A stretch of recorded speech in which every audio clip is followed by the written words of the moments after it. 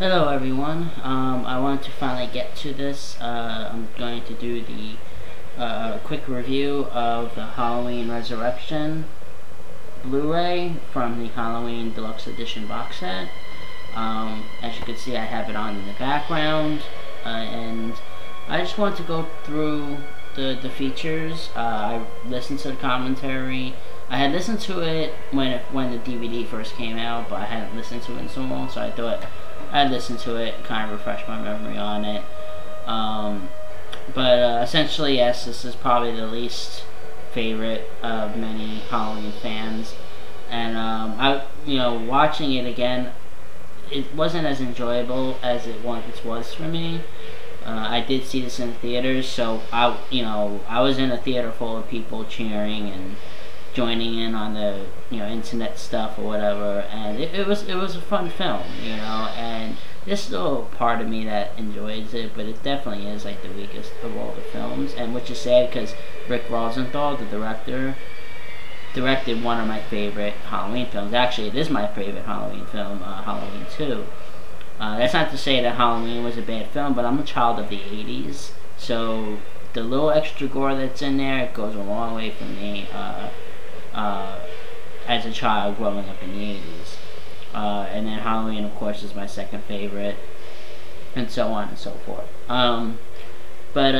We got the Echo Ridge case, and the back of it, don't know if this is Michael or Busta Rhymes in the outfit. The special features, actually, they're not all listed on here. I'm assuming that they had already made this before they got the final list of extras. And essentially, this is, I would say, a reproduce of the original Miramax DVD that came out back in like 2001.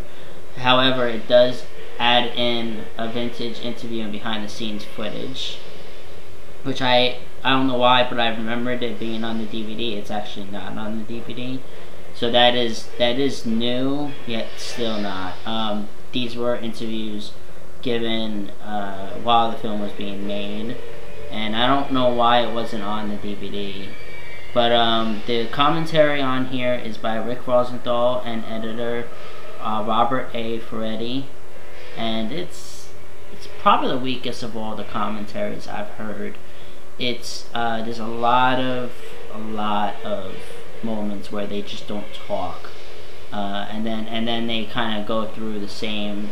They pat pat the actors on the back incessantly. Like it gets kind of annoying, especially like Busta Rhymes and Tyra Banks and Bianca, and they just continuously talk about how all these people are great and they're so terrific at this and this, and I'm just like, actually no, they're not. But I believe though that the test screening, a lot of people liked Busta Rhymes, but I think that was for the homecoming cut of it.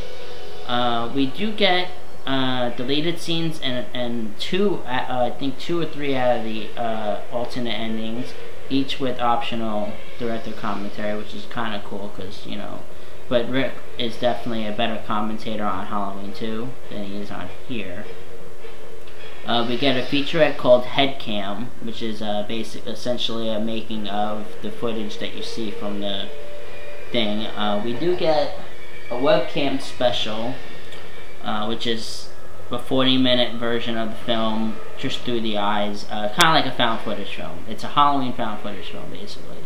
And it does actually have its own commentary, and instead of, which I kind of give Miramax credit for this, instead of just taking the commentary from the main feature and just slapping it in there, Rick Rosenthal did an entirely new commentary on the webcam special, which is really cool.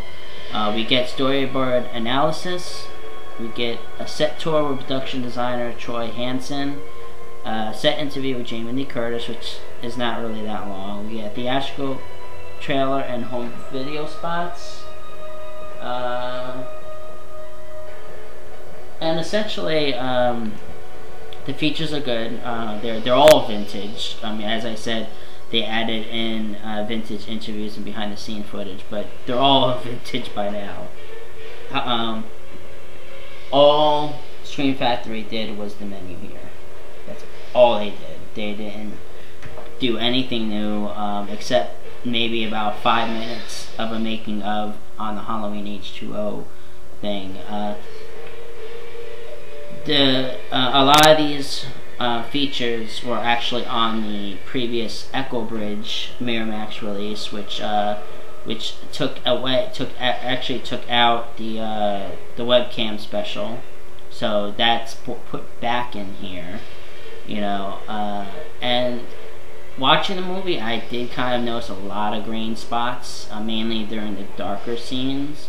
I do not own, or never owned the Echo Bridge version, and I actually have not watched my DVD copy in years, and I just got this TV, so I can't tell you if it's an improvement over the DVD or if it's a non-improvement. But there is actually a couple of green spots. You won't really notice it unless you're looking for it, but with each of these movies that I'm watching, just to kind of give you guys a better input on what it is, I have been looking for green spots, and this definitely has quite a few. And actually, when you watch the menu, you'll see a couple of the scenes that are in green because they just essentially are running the scenes, you know, from the quality of the film.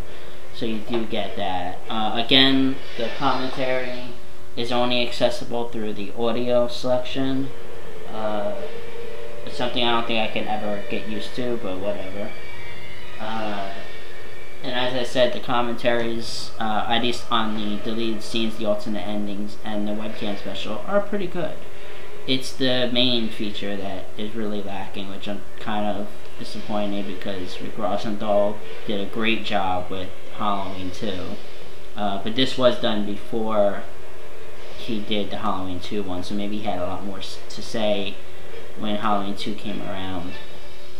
And that's essentially my thoughts. I will return in a day or two with the Rob Zombie reviews, and then I will do a separate review for the booklet, which I just finished reading, and the bonus disc.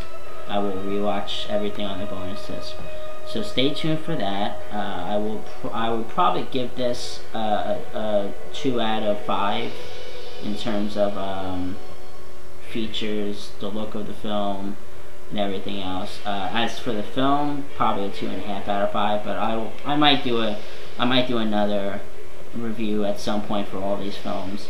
So you can stay tuned for that. This is just a Blu-ray review. So you have a good day and happy Halloween.